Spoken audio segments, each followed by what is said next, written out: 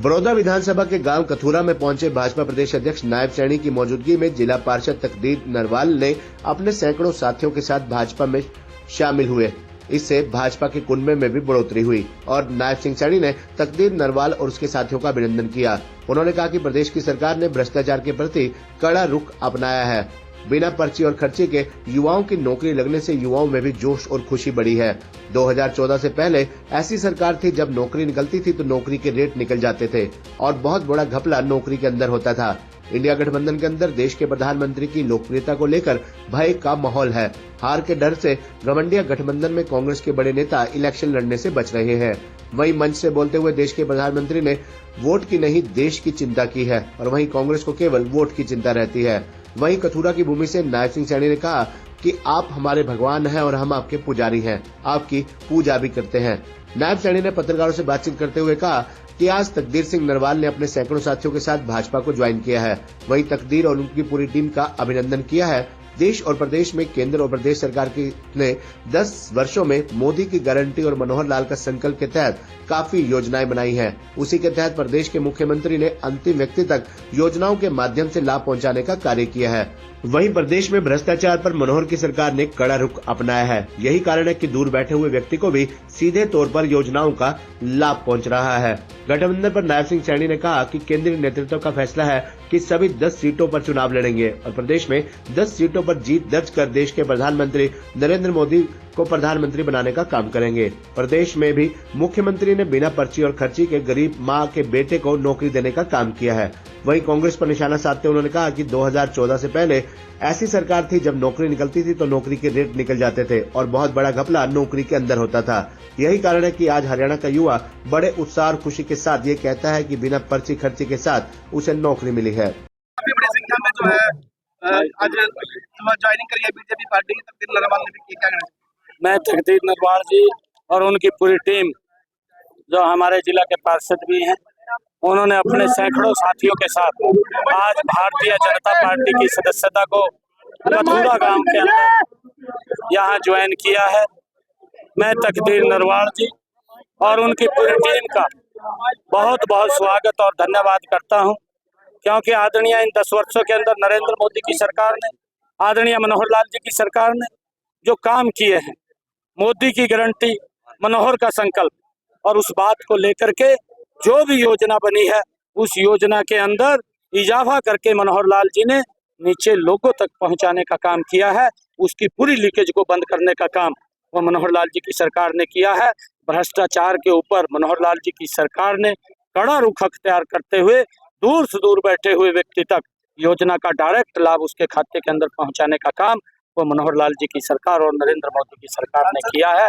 और लोग आज इस सरकार से, मैं पूरे प्रदेश के अंदर जा रहा हूँ, लोगों के अंदर एक बड़ा उत्साह का माहौल है और आने वाले इस 2024 के चुनाव के अंदर 10 की 10 लोकसभा की सीटें नरेंद्र मोदी जी के पास भेज करके हरियाणा तीसरी बार उनको प्रधानमंत्री बनाने में अहम भूमिका अदा करेगा। उसके लिए पूरे हरियाणा प्रदेश के लोग आज नरेंद्र मोदी जी को बहुत स्नेह और प्यार करते हैं और उनको तीसरी बार प्रधानमंत्री बनाएंगे, बड़े मैंडेट के साथ बनाएंगे। लेकिन गठबंधन है आपका, अभी तक फैसला नहीं हो पाया है कि गठबंधन चुनाव लड़ा जाएगा कि अलग लड़ेगी। देखिए, केंद्रीय नेतृत्व का फैसला है। हमारे सामने 10 की 10 लोकसभा की सीटें हैं।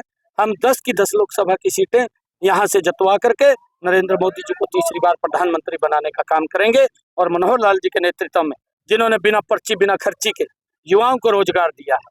भाइयों, आज गरीब माँ का बेटा भी आज हरियाणा सरकार की नौकरी लग रहा है, बिना पर्ची के लग रहा है, बिना खर्ची के लग रहा है। नहीं तो ऐसी सरकार यहाँ पर 2014 से पहले थी, जब नौकरी निकलती थी उसके साथ रेट निकल जाते थे, भ्रष्टाचार होता था, बहुत बड़ा घपला नौकरियों के अंदर होता था।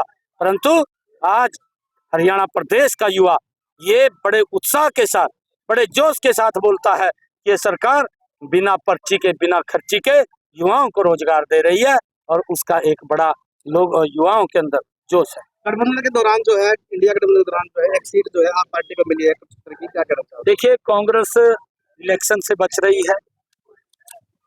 कांग्रेस और इंडिया गठबंधन के अंदर भय है नरेंद्र मोदी जी की लोकप्रियता को लेकर के, और उस भय के कारण ये सारे के सारे घमंडिया गठबंधन के लोग इकट्ठे हो गए हैं इकट्ठे होकर के उनको बदनाम करने की कोशिश की जा रही है और बदनाम करके सोचते हैं जो घमंडिया गठबंधन के अंदर कांग्रेस के अंदर बड़े नेता हैं वो इलेक्शन लड़ने से बच रहे हैं।